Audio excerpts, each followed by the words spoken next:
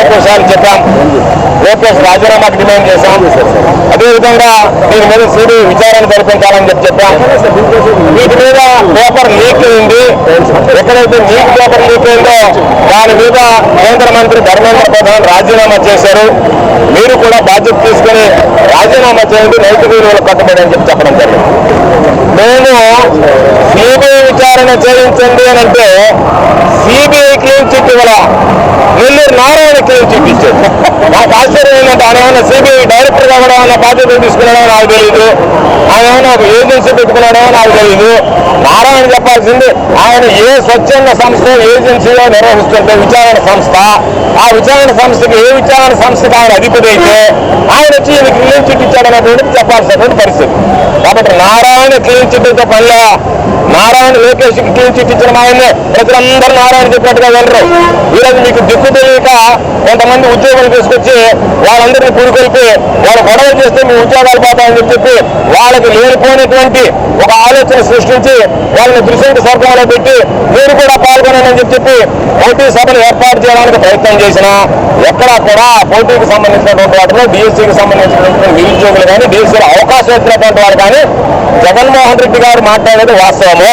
కాబట్టి పారదర్శకంగా జరగాలి, పారదర్శకంగా జరిగితే మనకు వస్తాయనేటువంటి నమ్మకం విశ్వాసం ఉంది. కాబట్టి వాళ్ళు పాల్గొనకపోయినా ఎవరెవరిలో తీసుకొచ్చి వాళ్ళందరినీ కూర్చోబెట్టి ఈరోజు మీరు మాట్లాడేటువంటి మాటలు ఏ విధంగా ఉన్నాయంటే డైవర్షన్ పాలిటిక్స్ తరలించేటువంటి విధంగా ఒక ఆయన పొట్ట ఆయన కూర్చున్నాడు, ఒక ఆయన లావు ఆయన కూర్చున్నాడు, ఒక ఆయన ముస్లిం ఆయన కూర్చున్నాడు. నేను ముస్లింతో నిరుద్యోగులకు సంబంధించి మన డిఎస్సీలో అవకాశం దొరికినటువంటి వాళ్ళ తల్లిదండ్రులు ఉండరా? వాళ్ళకన్నా బిడ్డల పాపం అవసరం పడుతుంటే ఆ ఉద్యోగం అవకాశాలు కోల్పోయినటువంటి వాళ్ళకన్నా డిఎస్సీలో వాళ్ళ తండ్రులు చెప్పుకుంటున్నారు, బంధువులు చెప్పుకుంటూ ఉంటున్నారు. ఈ విధంగా ఉండే పరిస్థితి. కాబట్టి మీరు ఏమీ లేక ఏమీ చేయలేక మాటలతో దాడి చేస్తా కాలక్షేపం చేస్తారు. ఏది ఏమైనా ఒకటే విషయం చెప్పాం, దీని మీద నెల్లూరు నగర నియోజకవర్గంలో అన్ని కార్యక్రమాలు విజయవంతంగా పూర్తయ్యాయి. వాటిని మీరు ఎదుర్కోలేక ఈరోజు జిల్లాలో బ్రహ్మాండంగా కార్యక్రమాలు జరుగుతుంటే వాటిని ఏదో ఒకటి మసిపూసి మారేడుకాయ చేయాలనేటువంటి ప్రయత్నం చేస్తే ఒకటే గుర్తుంచుకోండి, మీరు రకరకాలైన చేశారు. ఆకాశం మీద ఉమ్మేస్తే అది మీ ముఖానే పడుతుందన్న విధంగా మీరు చేసేటువంటి విమర్శలు ఈరోజు ప్రజలందరూ కూడా ఆలోచన చేసేటువంటి పరిస్థితి ఏర్పడింది.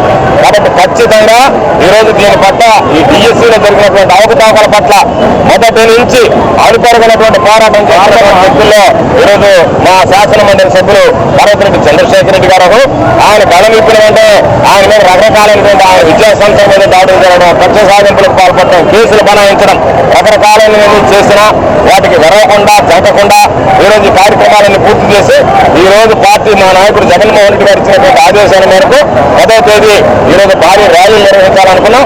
పోలీసులు అడ్డుకున్నా, పోలీసుల ఆంక్షలు లెక్క చేయకుండా వేలాదిగా తరలి వచ్చి ఈరోజు జగన్మోహన్ రెడ్డి గారి ఆదేశాలతో చంద్రశేఖర్ రెడ్డి పిలుపు మేరకు వేలాది మంది పాల్గొన్నటువంటి స్థానికంగా ఉన్నటువంటి నిరుద్యోగ యువత, అదేవిధంగా విద్యార్థులు, డిఎస్సీలో మోసపోయినటువంటి అభ్యర్థులు, ప్రజలు, వాళ్ళ కుటుంబ సభ్యులు అందరికీ కూడా పేరు పేరున హృదయపూర్వకమైనటువంటి ధన్యవాదాలు తెలియజేస్తూ